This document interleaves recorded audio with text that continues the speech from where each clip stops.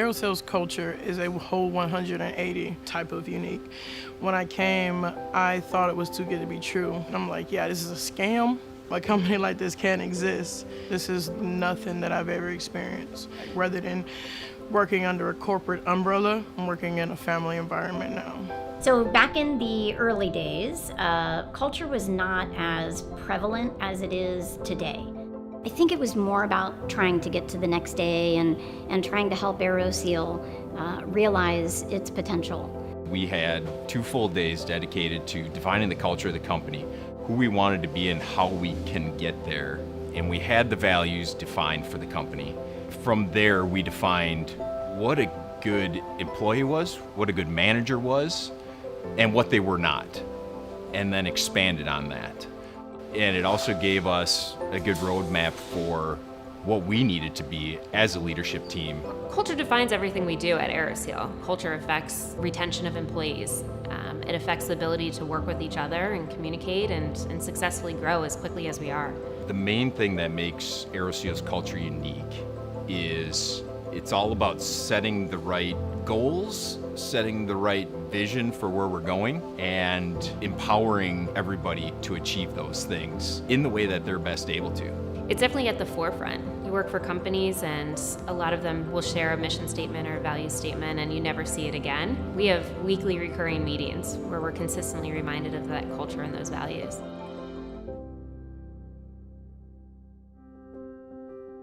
Act with urgency is really important and specifically a growing company as quickly as we're growing now. So acting with urgency isn't acting with haste.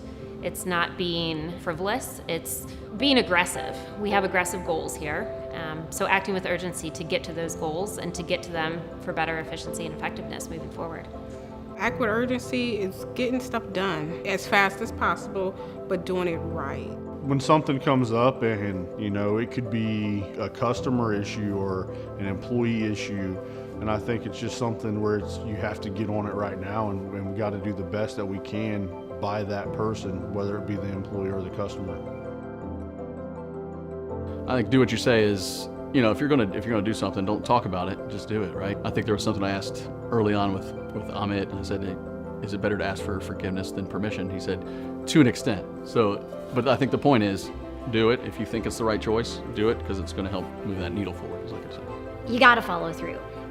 Your credibility is built on your actions, not your words.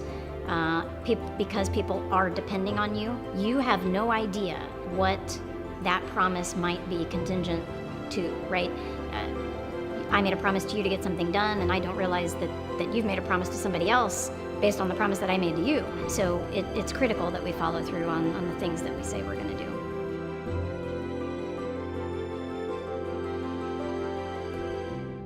Committing to each other gives you sort of that sense of, we're in this together. Let's work together to make this happen. You don't have to be heads down and it's just you and your work.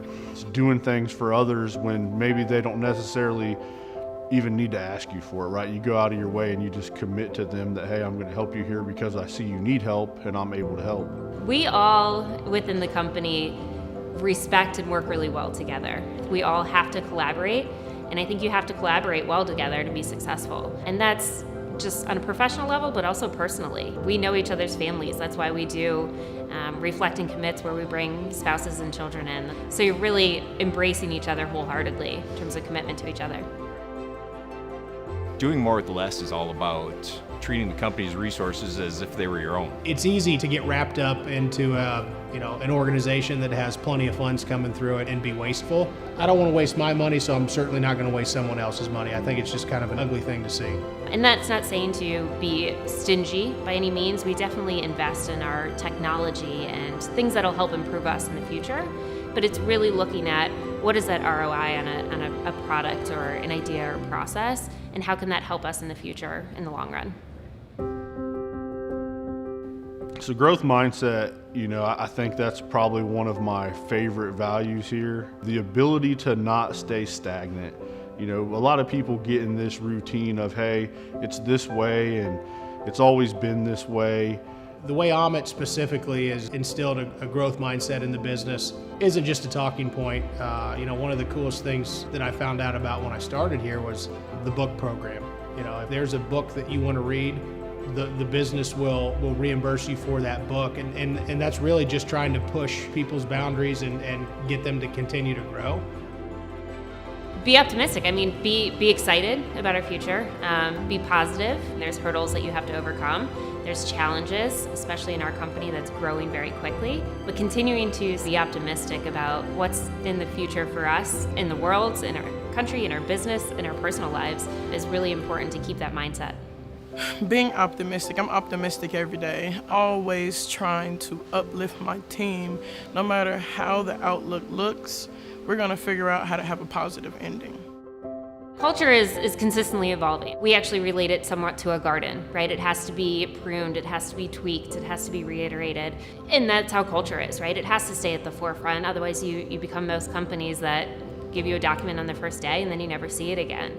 So it's constantly tweaked over time. There's a lot of work and effort that went into our culture deck and our culture to begin with. But times change and we evolve, and so does our culture.